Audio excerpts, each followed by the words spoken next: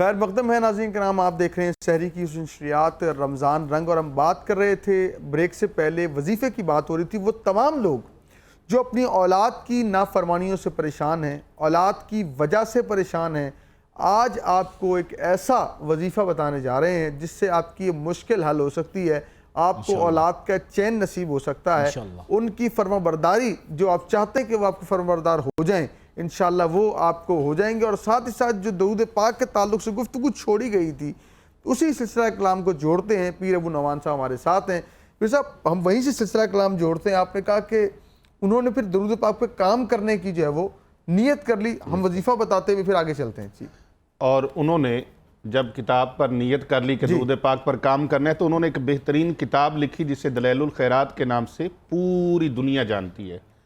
اور حضرت امام جزولی علیہ رحمہ کی قبر انور سے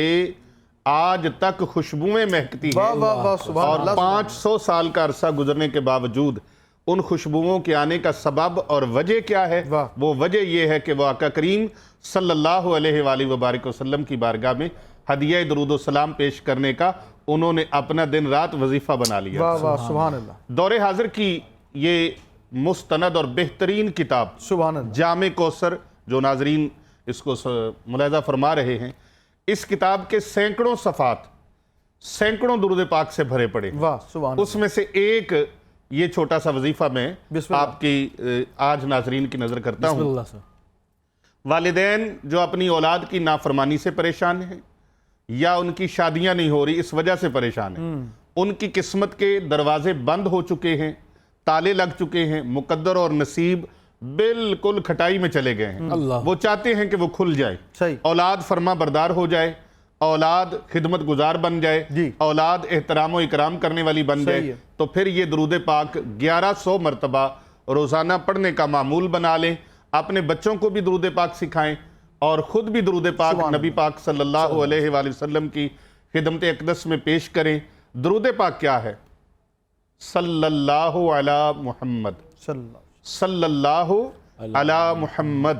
صلی اللہ علی محمد، یہ چھوٹا سا درود پاک ہے۔ سبحان اللہ، 1100 مرتبہ ڈیلی ورد زبان کر لیں، اپنے بچوں کو بھی کہیں، انشاءاللہ چند دن ہی پڑھیں گے، درود و سلام کے نذرانے بارگاہ مصطفیٰ کریم صلی اللہ علیہ وآلہ وسلم میں پیش کریں گے۔ رزلٹ اس کا یہ ہوگا کہ انشاءاللہ وہ اولاد جو ان کی خدمت سے باغی ہے، وہ اولاد جو نافرمان ہے، وہ اولاد جو گستاخ اور بے ادب ہے، وہ اولاد انشاءاللہ تعالی تابعدار فرما بردار بن جائے گی، اور جس اولاد کے مقدر اور نصیب اور رزق کے دروازے بند ہو چکے ہیں، جاب کے ملازمت کے معاملات اٹک گئے ہیں، وہ سارے مسائل ان کے انشاءاللہ تعالی حل ہو جائیں گے۔ جی، آپ دل کی تختی پہ نوٹ کر لیں، تاکہ آپ جو ہے جب درود پڑھیں گے، درود پڑھنے والا کبھی نادم و شرمندہ نہیں ہوتا۔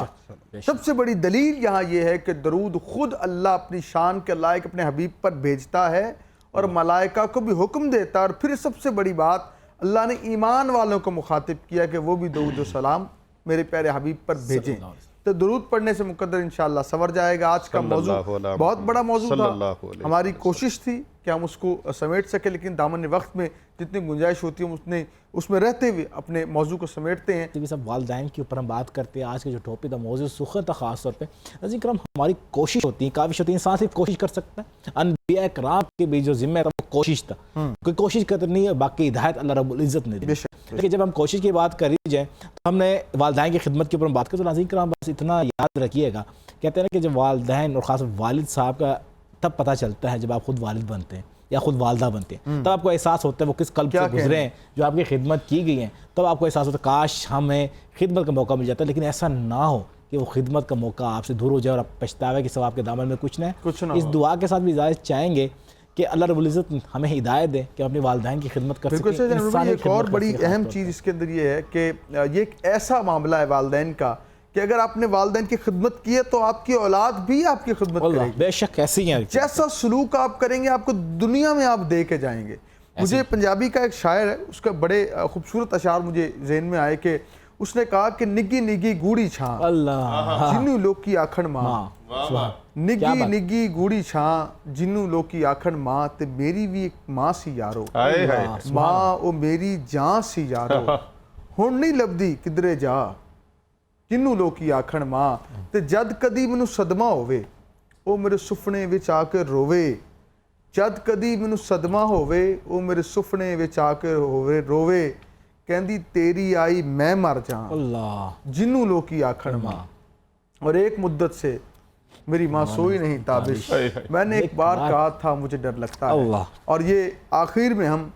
जो चाहते हैं कि जिनकी माएँ सलामत हैं अल्लाह उनके सरों पर सलामत रखे और जिनकी माएँ या वालदैन में से दोनों भी या दोनों में से एक दुनिया से चला गया है इस माह मुबारक की बरकत से अल्लाह करीम दर्जात बुलंद फरमाए और हम आखिर में जाते जाते माँ की शान में हमारे फैसल वड़ाई साहब की ये फरमाइश है बड़ी मोहब्बत से वो समात करते हैं माँ की शान में हम रुखसत लेंगे हम मुल्तमिस में दोनों